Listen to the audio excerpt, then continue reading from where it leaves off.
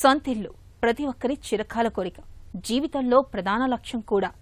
అలా అని ఇల్లు కొనుగోలు అంత తేలికైన పని కాదు.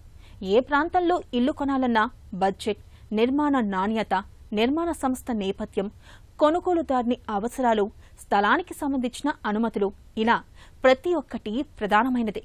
సమాజంలో తమకంటూ ఆవాసం కోసం కొందరు ఇల్లు కొనుగోలు చేస్తే మరికొందరు భవిష్యత్తు అవసరాల కోసం కొనుగోలు చేస్తూ ఉంటారు. ఒక్కొక్కసారి అక్రమార్కుల బారిన పడి తను సంపాదించిన డబ్బు, సమయాన్ని వృధా చేసుకుంటారు. మరి ఈ నేపథ్యంలో కొత్తగా ఇల్లు కొనేవారు ఎలాంటి జాగ్రత్తలు తీసుకోవాలి అనే అంశంపై ప్రత్యేక కథనం.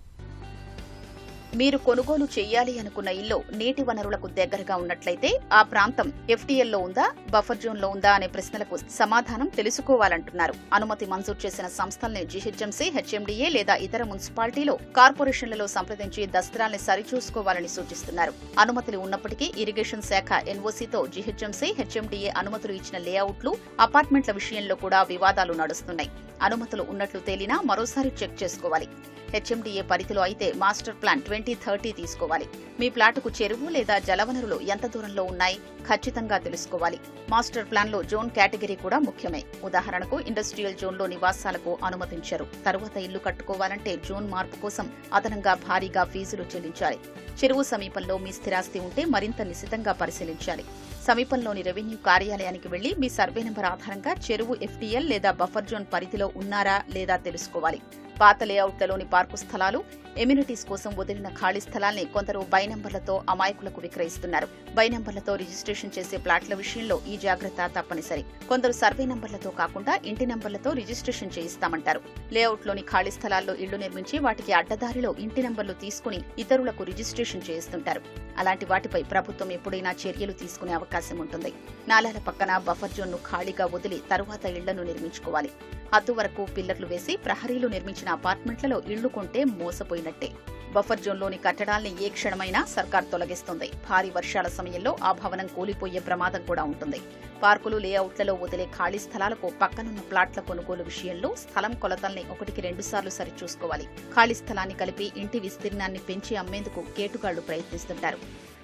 ఏ ప్రాపర్టీ కొన్నప్పుడైనా లొకేషన్ చూసుకోవాలి. లొకేషన్ డెవలప్మెంట్స్ ఏమున్నాయి, అప్రిషియేషన్ ఎంత అవుతుంది, పాసిబిలిటీ ఉందా లేదా, గవర్నమెంట్ పర్మిషన్ చెక్ చేసుకోవాలి. అంటే DTCP, GHMC, HMDA with RERA compulsory. RERA లేకుండా ఏ ప్రాజెక్టు కూడా కొనుక్కోకూడదు. బిల్డర్ ఎన్ని స్టోరీస్ చెప్పినా, ఏజెంట్స్ ఎన్ని స్టోరీస్ చెప్పినా మీ గ్రౌండ్ చెక్ రియాలిటీ చేసుకోవాలి. రెండోది, బిల్డర్ని 1-to-1 పర్సనల్గా అపాయింట్మెంట్ తీసుకొని కలవడం ఎంతో మంచిది. ఎందుకంటే అసలు ఆయన విజన్ ఏంటి. మూడోది ఏంటంటే మీకు legal opinion important, EC encumbrance certificate important, link documents important.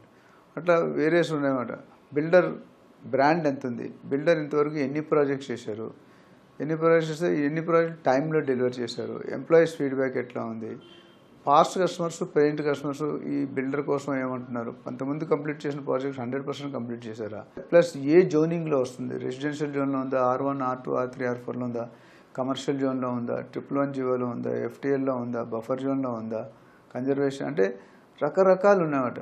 ప్రతిసారి పెరి అర్బన్ జోన్ అంటే ఓన్లీ 25% కట్టుకుంటాం. 111 జీవో అంటే 10% కంటే ఎక్కువ కట్టుకోవడం. ఫామ్ ప్లాట్స్, అగ్రికల్చర్ అంటే చాలామంది ఫామ్ ప్లాట్స్ని రెసిడెన్షియల్ ప్లాట్ కింద అమ్ముతున్నారు, కొనేస్తున్నారు. కానీ చాలామంది గుంట స్క్వేర్ యార్డ్స్ని కన్వర్ట్ చేసి రెసిడెన్షియల్ ప్లాట్ అని అమ్ముతున్నారు. తర్వాత మీరు ఇల్లు కట్టుకున్న పర్మిషన్ అయితే ఇవ్వట్లేదు. సో ఇవి మెయిన్గా చెక్ చేసుకుంటే మీ క్లారిటీ ఉంటుంది. మీకు ప్రాపర్టీ అయిన తర్వాత ఇబ్బంది ఉంటుంది. నేను చెప్పిన పత్రాలన్నీ కూడా legal document, link documents, mutation అంటే లింక్ అంటే ప్రాపర్టీ పుట్టిన దగ్గరనే ఇంతవరకు ఎన్ని చేతులు మారాయి, ఎన్ని ట్రాన్సాక్షన్ అయ్యాయి, దీని మీద మోర్ట్గేజ్ లోన్ ఉందా, ఏమైనా తాకట్టు పెట్టారా, ఎవరికైనా హ్యాండ్ ఓవర్ ట్రస్ట్, ఇవన్నీ కూడా చెక్ చేసుకోవాలండి. మనం డైరెక్ట్గా వెళ్ళి కొనుక్కుంటే ఇబ్బంది పడతాం. సో ఓవరాల్గా ఏంటంటే ఈ పాయింట్లు చెక్ చేసుకుని కొనుక్కుంటే మీ ట్రాన్సాక్షన్ అయిన తర్వాత స్లీప్లెస్ నైట్స్ ఉండవు, మంచిగా పడుకోవచ్చు. లేదా మీరు రిజిస్ట్రేషన్ అయిన మరుక్షణం మీరు ఇబ్బందుల్లో పడతారు. ప్రీ లాంచ్ కొన్ని వేల కోట్లు కలెక్ట్ చేసి కొన్ని వేల మంది ఇన్వెస్టర్స్, బయర్స్ ఇబ్బంది పడుతున్నారు. హెచ్ఎండిఏ వెబ్సైట్లోని లేక్స్ హెచ్ఎండిఏ గవర్నమెంట్ ఇన్సైట్లోకి వెళ్లాలి. అందులో జిల్లా, మండలం, గ్రామం సెలెక్ట్ చేసుకుని మీ సర్వే నెంబర్ ఆధారంగా ఆ ఊరిలోని అన్ని చెరువుల వివరాలు తెలుసుకోవచ్చు. ఎఫ్టీఎల్ కాలంలోని క్లిక్ అని బ్లూ కలర్ ఉంటుంది. దాన్ని క్లిక్ చేయగానే మ్యాప్ ఓపెన్ అవుతుంది. ఎఫ్టీఎల్ వరకు చెరువు విస్తీర్ణం ఎంతుంది, పరిసరాల్లో ఏమున్నాయో కూడా కనిపిస్తుంది. తరువాత బ్యాక్ వచ్చి క్యాడస్ట్రల్ మీద క్లిక్ చేస్తే మళ్లీ మ్యాప్ ఓపెన్ అవుతుంది. ఆ చెరువు ఏ సర్వే నెంబర్ల పరిధిలో ఉందో స్పష్టంగా తెలుస్తోంది.